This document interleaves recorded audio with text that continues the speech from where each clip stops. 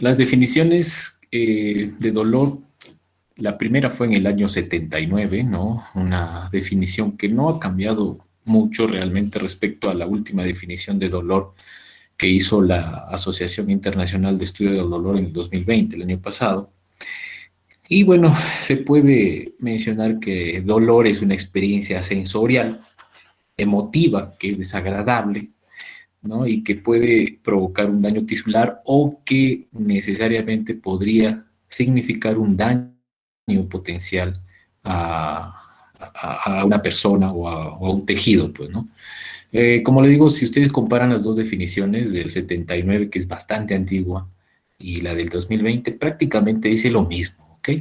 Sin embargo, en esta última definición de dolor, que es una guía de dolor, de manejo del dolor del año pasado, se sacan algunas anotaciones respecto a esta guía y sobre todo al estudio del dolor, ¿no? Que esta experiencia está influenciada por diferentes factores sociales, psicológicos, biológicos. Esto se refiere principalmente a que de repente un hombre y una mujer pueden percibir o pueden tener un umbral de dolor diferente.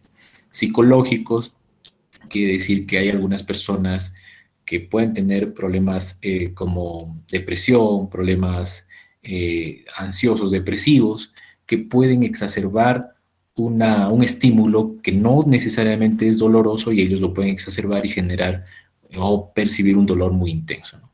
Y sociales, pues significa que de repente algunos no necesariamente expresan un dolor frente a determinadas circunstancias en su vida cotidiana, ¿no? Entonces, de repente, por ejemplo, te puedes caer, puedes tener un dolor muy intenso, una luxación, un esguince de tobillo, pero estás frente a tus amigos y tienes vergüenza y no lo expresas, ¿no? Entonces, eh, el dolor, ¿no? La sensibilidad está influenciada por estos factores, pues, ¿no? También tenemos que saber que las personas en general van a tener que aprender con esta experiencia, ¿no? Esto es realmente cierto, ¿no? Nosotros en el transcurso de nuestra vida aprendemos de las caídas, ¿no? Entonces sabemos lo que nos puede hacer daño. Entonces el dolor va a ser una experiencia de aprendizaje para nuestra vida. ¿Ok? Todas las personas que te expresan dolor y sobre todo nosotros como personal de salud, ustedes como personal de salud que van a hacer más adelante, tienen que respetar si un paciente o una persona les expresa un dolor, a pesar de que ustedes crean que no es necesariamente cierto, ¿no? ¿Qué más? A pesar de que una persona de repente no pueda expresarse verbalmente, hay personas con discapacidad, de repente no pueden hablar, por ejemplo, por diferentes circunstancias. O te pongo un ejemplo, un paciente o una persona sordomuda o un paciente que está en la unidad de cuidados intensivos en ventilador mecánico, que no puede hablar, pero está parcialmente despierto. Esas dos posibilidades o esos dos ejemplos podrían estar presentando dolor y no necesariamente te lo van a expresar verbalmente, pero tú tienes que saber que hay una posibilidad de que estén presentando dolor y por tanto también tienes que respetar esas expresiones que a veces no necesariamente son verbales, ¿no? Eh, Esto lo saben ustedes más que yo, las vías de dolor, el dolor visceral, de hecho que a través de las fibras eferentes, sobre todo una vez que llegan a la cadena simpática, al final van a terminar en la corteza cerebral. Igual el dolor cutáneo, luego de estimular los receptores o los nociceptores, ¿no? Ya sea en la piel o en el músculo, también van a terminar en la corteza cerebral que va a interpretar este dolor, pues si nos va a generar una respuesta automática, ¿ok? Si queremos clasificar el dolor, podemos hacerlo según su duración, por ejemplo. Nosotros podemos decir que hay un dolor agudo y un dolor crónico, y eso es real, y eso lo van a ir viendo en el transcurso del tiempo. El dolor agudo es aquel dolor que aparece bruscamente de inicio súbito, por ejemplo, ¿no? Y que te va a generar estos tres tipos de respuesta. Un reflejo protector, por ejemplo, un pinchazo, una quemadura, una fractura, te va a generar un reflejo protector llevar de repente la mano fuera de ese estímulo doloroso, te va a generar una situación de estrés que puede generar una descarga de catecolaminas y por consiguiente también va a haber un incremento de la presión arterial, ¿no? Entonces, estas tres respuestas se presentan en un dolor agudo. No es así en el caso de un dolor crónico, ¿no? En el caso del dolor crónico, los representantes son las enfermedades reumáticas, como ven aquí esta imagen, en los pacientes ancianos, o de repente en aquellos pacientes que tienen fibromialgia, por ejemplo, pacientes con problemas depresivos o ansiosos que pueden tener fibromialgia, o pacientes oncológicos que tienen dolor oncológico de larga data, o aquellos pacientes que han tenido de repente una amputación, han perdido el miembro inferior, por ejemplo, por un accidente de tránsito, pueden tener un dolor neuropático crónico, ¿no? Como definición, dolor crónico tenemos que saber que es mayor de 3 meses. ¿Okay? En este caso no hay una acción protectora, pues, ¿no? Porque es un dolor crónico, que el paciente se ha adaptado a ese tipo de dolor. Y la intensidad generalmente es variable, ¿no? Hay días donde puede haber un dolor muy intenso, otros días el dolor es más atenuado y generalmente también hay factores que pueden condicionar la intensidad en mayor o menor grado, ¿no? De repente hay un paciente con artritis reumatoidea o con artrosis que si se expone mucho al frío, a un factor ambiental, puede tener mucho dolor, o si se expone mucho al calor, también puede tener mucho dolor. De repente un paciente con fibromialgia tiene un episodio de estrés intenso y puede tener mucho dolor, exacerbar esa fibromialgia, ¿no? Entonces estos factores psicológicos, ambientales y afectivos van a incrementar o disminuir la intensidad de dolor en el caso que sea crónico. Según su origen, nociceptivo y neuropático, ¿no? Los neuropáticos son a veces un poquito más difíciles de manejar cuando llegan a diagnosticarlo. Los nociceptivos, de hecho, que se tienen que activar pues, los nociceptores, ¿no? Hay una activación de estos receptores y generalmente encontramos una lesión, un proceso inflamatorio, hay una infección, en el caso de repente de una infección cutánea o un proceso infeccioso visceral, y de fondo ciertamente hay una enfermedad que está desencadenándose en ese momento, ¿no? En ese momento hay una enfermedad. Por ejemplo, una quemadura, de repente una herida cortante, ¿no? Un golpe, ¿no? Un traumatismo.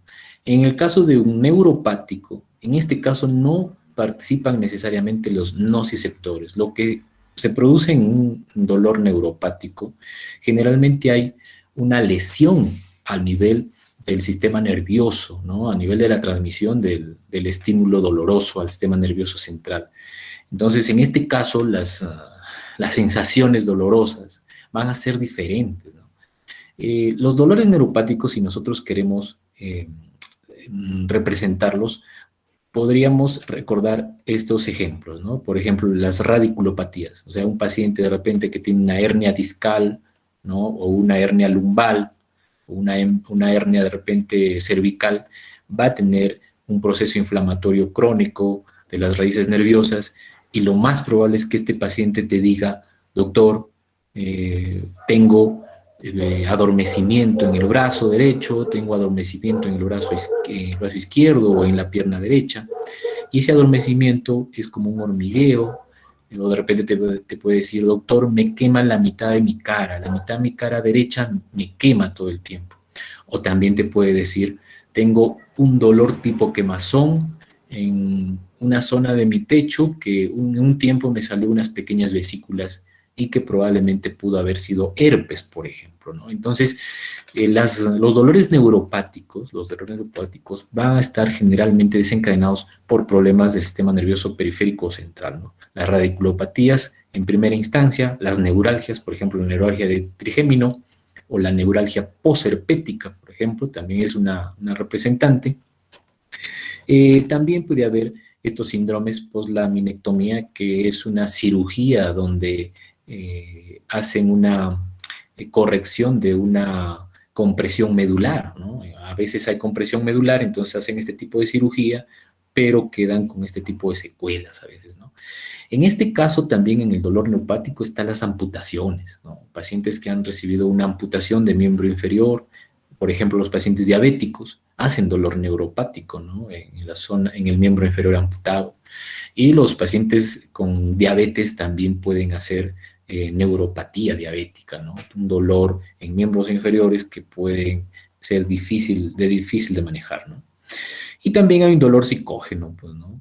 En este caso, no necesariamente hay un dolor real, ¿no? No hay un agente que esté produciendo un daño de manera bastante intensa, pero de fondo el paciente o la persona tiene una causa psíquica, generalmente depresión, ansiedad, que va a intensificar de manera desproporcionada el dolor o el estímulo que puede estar presentándose en ese momento. ¿Ok? Por la localización, ya lo vimos en una de las diapositivas, puede ser somático visceral. Estas son las características de ambos tipos de dolor, las vías que predominan en cada uno de los tipos de dolores. Y como se dan cuenta en el somático, pues nosotros tenemos características típicas, ¿no? Es un dolor generalmente agudo, punzante, que tiene un comienzo y finalización rápido. En cambio, un dolor visceral, por ejemplo, ¿no? Es un dolor urente, es más vago, más tardío. Si lo queremos comparar, por ejemplo, en este caso podríamos compararle una costocondritis, una inflamación de la articulación costocondral, frente a una gastritis, por ejemplo, ¿no? Entonces, por ejemplo, también la costocondritis, los límites de ese dolor es preciso. Tú puedes localizarlo con los dedos en el tórax, puedes ubicar ese dolor, presionar y el paciente te va a decir, sí, ahí me duele, ¿no? En cambio, en una gastritis, generalmente el paciente está palpándose o tratando de colocar la mano en el epigastrio, bordeando ciertas zonas, pero a veces no necesariamente tiene una localización precisa, ¿no? Okay. En cuanto a la semiología, lo que se tiene que evaluar para hacer la evaluación del dolor, ¿no? De hecho que es importante hacer un buen interrogatorio. Y aunado a esto, al interrogatorio que tiene que valorarse todos estos aspectos, también tenemos que hacer algunas maniobras exploratorias, ¿no? Maniobras físicas. En el interrogatorio nosotros tenemos que considerar todos estos aspectos. Acuérdense, Alicia, FDA, ¿no? Antigüedad, localización, irradiación, características, intensidad, atenuantes o agravantes, frecuencia, duración y asociación. Y adicional, verificar si hay otros síntomas asociados también. Luego de hacer este interrogatorio y verificar todas estas características, debemos hacer maniobras exploratorias. Por ejemplo, si es que yo pienso que es una apendicitis, tengo que verificar estos dos signos, por ejemplo, muy aparte de los otros signos que podemos encontrar en una apendicitis, el signo de Bloomberg o el punto de McBurney, por ejemplo. Tenemos que verificar si es que está presente o no, si es que yo sospecho que es una apendicitis, si es que hay un dolor importante en fosa ilíaca derecha, tendríamos que hacer esto, ¿no? Esto de hecho que lo van a ver en cirugía, pero esto deberíamos de aprenderlo antes, ¿no? Por ejemplo, ¿no? La maniobra de la Lasegue o el signo de Lasegue y el signo de Bonnet, si nosotros sospechamos que es una lumbociática o es un proceso inflamatorio del nervio ciático, deberíamos de practicarlo, ¿no? Y el signo de Murphy, si es que pensamos en una colestitis aguda calculosa, también deberíamos de realizarlo. Entonces, muy aparte de todas estas maniobras, que es un ejemplo nada más, se tiene que valorar si es que para el tipo de dolor o la sospecha clínica que nosotros estamos realizando, pues debemos de hacer algunas maniobras, ¿no? Para desencadenar o no el dolor. En cuanto a las características de este dolor en el interrogatorio, si nosotros queremos averiguar antigüedad, tenemos que recordar estos tres aspectos. Puede ser un dolor agudo de inicio súbito, un dolor paroxístico, es decir, intermitente, que aparece un tiempo y luego desaparece, o que es un dolor crónico, es un dolor constante, permanente, de baja o moderada intensidad, dependiendo de varios factores. Entonces debemos de averiguar cómo es el dolor. ¿Es un dolor de reciente inicio o no? Por ejemplo, aquí el dolor crónico, a la cabeza están las enfermedades reumatológicas, ¿no? Artritis, artrosis, ¿no? Los dolores agudos son generalmente los traumatismos, los traumáticos, ¿no? Y paroxístico generalmente son aquellos dolores que de repente se relacionan, por ejemplo, con procesos viscerales, ¿no? Una gastritis, una angina de pecho, ¿no? En una angina de pecho, de repente el paciente ya sabe que si camina 5 cuadras seguidas le va a doler el pecho. O si ese paciente sabe que al comer alimentos o a ingerir alimentos picantes va a tener un dolor intenso, ¿no? Entonces, eso podríamos relacionarlo de esa manera. Ahora, la localización. Bueno, también tenemos que identificar, pues, en qué zona está presentándose este tipo de dolor, ¿no? En el caso de dolor torácico, tenemos aquí algunos representantes. Debemos de pensar, como cardiólogo que soy, como un síndrome coronario agudo, ¿no? Pero también en el tórax está la arteria aorta y debemos de sospechar que puede ser un aneurisma de aorta disecante. Debo pensar que es una enfermedad pulmonar, de repente es una neumonía, o de repente está presentando una embolia pulmonar, o de repente es un proceso esofágico, ¿no? Como el espasmo esofágico difuso que se confunde a veces con un síndrome coronario agudo. A veces el espasmo esofágico simula un síndrome coronario agudo y tenemos que también saber identificarlo, ¿no?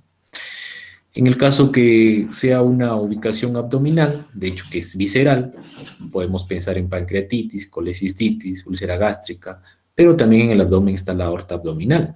Podríamos sospechar que pueda ser un aneurisma disecante de aorta.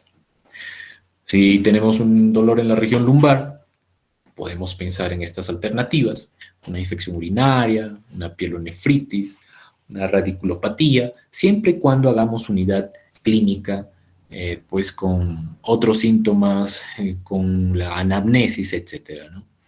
Etcétera. Tenemos otros ejemplos que acá los pueden revisar. En el caso de la irradiación es importante. ¿Por qué? Por ejemplo, solamente 3 ejemplos hemos colocado acá. En el síndrome coronario agudo, cuando tenemos un síndrome coronario agudo, el dolor se irradia la mayoría de veces a mandíbula, se irradia hacia la cara interna del miembro superior, también se puede irradiar a dorso, ¿no? También se puede irradiar a cara, ¿no? Aparte del cuello, ¿no? Y a veces se irradia a epigastrio también, ¿no? A veces el síndrome coronario puede ser de la cara diafragmática, la cara inferior del corazón, y puede simular un proceso visceral, un proceso digestivo. Muchas veces hemos tenido casos donde el paciente ingresaba por un dolor abdominal, una epigastralgia, se le trataba como una gastritis, como una dispepsia de repente ulcerosa, pasaban tiempos y después de, no sé, varias horas el paciente se descompensaba y de casualidad alguien por ahí le toma un electrocardiograma y se da cuenta que la cara inferior estaba teniendo un infarto. La pancreatitis. La pancreatitis generalmente tiene un dolor en cinturón, ¿verdad? Del epigastrio a los flancos y hacia el dorso, ¿no? Y la cefalea, ¿no? La cefalea también tenemos que verificar si ese dolor, si es el dolor de cabeza, se irradia al cuello, se irradia a los ojos o no. De acuerdo a ello, el neurólogo generalmente pues valora si se trata de una cefalea tensional o se trata de una migraña, ¿no? Entonces es importante también valorar la irradiación de este dolor. En cuanto a las características, este es un cuadro resumen de las características del dolor. Si ustedes en los libros, en los textos que revisan, tienen algo parecido o diferente, pues se considera bien, ¿no? Está bien, no hay por qué pensar que esto es exclusivo, ¿no? Por ejemplo, en el caso de tener un herpes zóster, tenemos un dolor neuropático, que ese dolor es quemante generalmente, ¿no? Cuando hay un herpes, ¿no? La neuralgia posherpética es un dolor tipo quemante, ¿no? La angina de pecho es un dolor, ¿de qué característica? Opresivo. Siente el paciente que se le oprime el pecho, como si alguien le estuviera presionando el pecho, ¿ok? La angina de pecho. Un dolor transfixiante que va de un lado a otro, la pancreatitis, un dolor en cinturón, ¿ya? ¿Qué más? Por ejemplo, nosotros podemos tener de repente un aneurisma disecante de aorta. Es un dolor tipo desgarro. El paciente dice, siento que me abren por dentro, como si alguien estuviera abriéndome por dentro, ¿no? Un dolor tipo pulsátil, generalmente el representante en este caso es el absceso o un forúnculo, ¿no? Estos dos son los representantes de un dolor tipo pulsátil. El paciente viene con su forúnculo infectado ahí y siente que le late, ¿no? Que le late esa zona. Y el dolor tipo cólico, pues cuando hay una colitis crónica, un cólico biliar, un cólico renal o un cólico intestinal también, pues, ¿no? Un dolor que aparece suavemente, alcanza un umbral y luego va disminuyendo poco a poco, ¿no?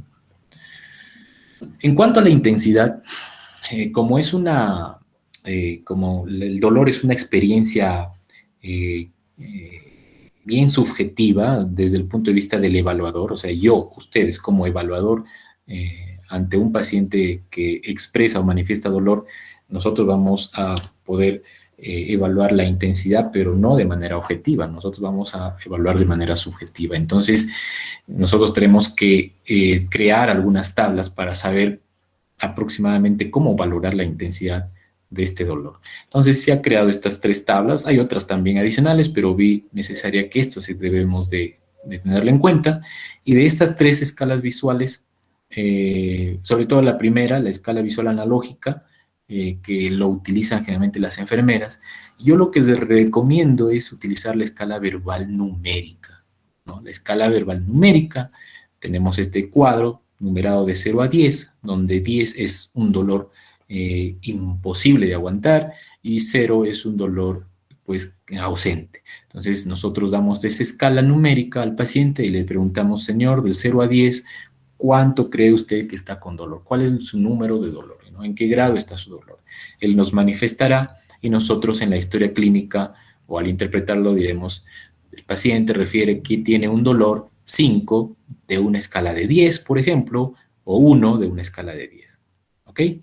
Sin embargo, también pueden utilizar la escala visual analógica o la escala verbal simple. En cuanto a los atenuantes y agravantes, también tenemos que valorar algunos aspectos. Tenemos que valorar si es que se atenúa con el reposo, por ejemplo, ¿no? Con la posición dorsal o en decúbito ventral, si es que empeora con inspiración o mejora con inspiración, si calma con las comidas o empeora. Solo como un ejemplo, esta es la posición maometana, ¿no? La posición maometana es típico de aquel paciente con pericarditis, ¿no? Un paciente que tiene pericarditis generalmente trata de adoptar esta posición, ¿no? Una posición antálgica, es una posición genopectoral, parecida a la genopectoral que llamamos posición maometana, ¿no? O la posición de plegaria también le dicen, ¿no? Entonces, un paciente a veces cuando tiene pericarditis adopta esta posición inclinándose hacia adelante para apaciguar, para disminuir el dolor. De repente tenemos un paciente con una angina de pecho estable, que con el reposo disminuye el dolor, calma el dolor, ¿no? O de repente tengo un dolor pleurítico, tengo una neumonía, y con la inspiración se va a desencadenar este dolor de manera muy intensa, ¿ok? O de repente tengo una colicitis crónica calculosa, perdón, y con la ingesta de comidas con grasa puede desencadenarse el dolor, puede empeorar el dolor. También debo valorar la frecuencia, la duración, cuánto dura este dolor o cuánto tiempo está el dolor con usted, ¿no? Y si se asocia con otros síntomas, ¿ok? Por ejemplo, en el caso de una angina de pecho o en el caso de un síndrome coronario agudo, yo tengo que valorar si ese dolor de pecho se asocia con diaforesis, con náuseas, con mareos, con vértigo, con disnea, ¿no? Otros síntomas asociados a ese dolor. Para finalizar esta primera parte, vamos a presentar este pequeño caso clínico. George, 24 años de edad, joven, deportista, tiene una vida sana y hace 3 días cursa con tos, deposiciones líquidas. Tos y deposiciones líquidas. 2 días con temperatura de 38 grados, está haciendo fiebre, que remite con acetaminofén, ¿no? Paracetamol. Y acude ahora en la noche a urgencia por dolor de pecho, ¿no? 24 años, vida sana, deportista, 3 días con tos nada más y deposiciones líquidas, o sea, está con diarrea, en otras palabras, y tiene fiebre. Y admitido, se va a emergencia por un dolor de pecho. ¿Qué creemos que está pasando? ¿Creen que es un infarto de miocardio? ¿Creen que es una neumonía? ¿Alguien me puede dar una opinión? 10 segundos para que opine alguien.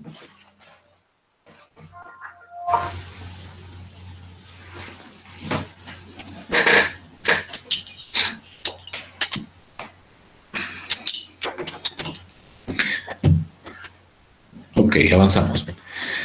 Entonces tenemos que valorar esto, pues, ¿no? Antigüedad es algo agudo, ¿no? El paciente de un momento a otro empieza a tener un dolor de pecho. ¿Por qué? Se va a las 8 de la noche, miren, a urgencia por dolor de pecho. ¿Dónde está localizado el dolor? Precórdico. ¿Se irradia? Según la historia, que es muy escueta, muy pequeña, no se irradia. La característica del dolor es tipo punzada, tiene una intensidad de dolor de 5 supuestamente, no nos menciona aquí en el caso clínico, pero sale ahí que es un dolor moderado, podríamos decir nosotros. Y como atenuantes y agravantes nos refiere que aumenta con inspiración y remite parcialmente al inclinarse hacia adelante. La frecuencia dice que está permanente. Como es un dolor que recién inicia, está permanente, está ahí, no se mueve, no cambia. ¿Cuántas horas? 3 horas ya está con dolor. Llega a las 8 de la noche, significa que a las 5 de la tarde más o menos empezó el dolor. ¿Está asociado con otros síntomas? Sí, tos, fiebre, deposiciones líquidas. Con eso, ¿qué creen que ustedes que puede estar pasando? ¿Algún diagnóstico?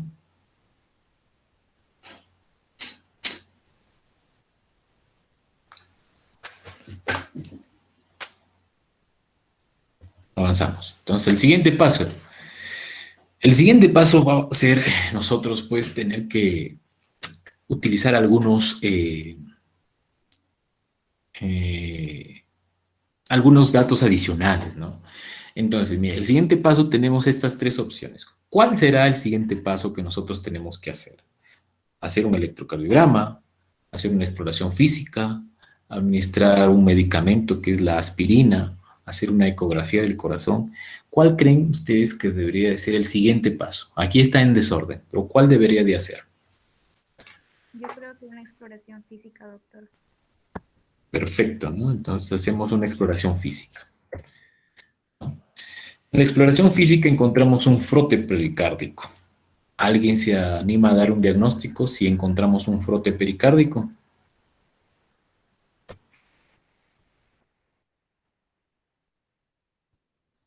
Los datos de la diapositiva anterior y este dato actual, que yo escucho el corazón y escucho un frote pericárdico. Un frote pericárdico es como un soplo del corazón, pero que suena algo como si estuviera raspando, ¿no? Es difícil, lamentablemente, poder enseñarles aquí cómo es un frote pericárdico, pero ojalá que lo puedan auscultar en algún momento, ¿no? Entonces, pero teóricamente, si tenemos un frote pericárdico y ahí está el diagnóstico, creo que deberíamos pensar en una enfermedad pericárdica, ¿no? Luego de eso, después de la exploración física, ¿qué hago? Hago algún estudio, ¿verdad? Y creo que el estudio que todos tenemos en emergencia es el electrocardiograma. En plantas clínicas, en los consultorios, electrocardiograma. Y aquí tengo mi electrocardiograma. Todos los que roten conmigo van a pasar para lectura e interpretación de electrocardiograma, así que no se preocupen. Pero aquí lo que puedo ver es que hay una ligera elevación del segmento ST en 1, en 2, segmento ST elevado cóncavo, también en V2, en V3 también un poco elevado, en V4 también, en V5 y V6. Voy a ponerle zoom para que lo vean y no crean que les engaño. Aquí está el segmento ST elevado, aquí también segmento ST elevado, aquí también, aquí el punto J, el segmento ST está elevado, aquí también en V3, en V4 también está elevado, en V5 también, en V6 también. Entonces, cuando el segmento ST está elevado de manera cóncava en la gran mayoría de derivadas, excepto en 1 en V1 y en AVR, decimos que es una pericarditis. Hacemos una ecocardiografía y encontramos esto, ¿no? Líquido pericárdico alrededor del corazoncito. ¿Ok? Aquí, esta parte oscura es líquido pericárdico. Ya. Esta es una ecocardiografía de un cor pulmonar, ya, sino que le he puesto como referencia, pero encontramos acá un poquito de líquido pericárdico. Y las pericarditis, la mayoría no tienen efusión pericárdica, no tienen líquido pericárdico, pero algunas de ellas sí, algunas de ellas sí. ¿Okay? Entonces el tratamiento más adelante en medicina 2, cuando lo vean, sabrán que es la aspirina o los AINES como el ibuprofeno. Ok.